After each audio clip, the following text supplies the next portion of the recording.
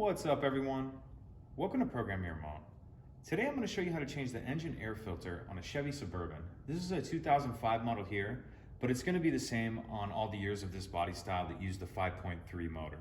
And I believe that body style runs from 2000 to 2006. This is also going to be the same on basically all the full-size GM trucks and SUVs of those years that use the 5.3. Tahoe, Yukon, Silverado, Sierra. So let's go ahead and get into it.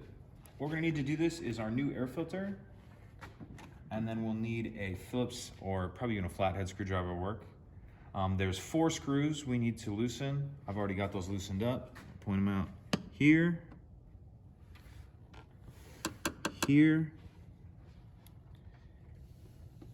here.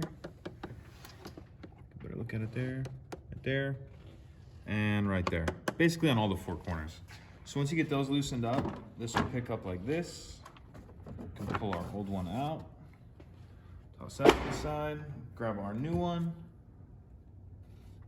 get that seated in there, and then you'll just line that up and tighten those 4 screws down.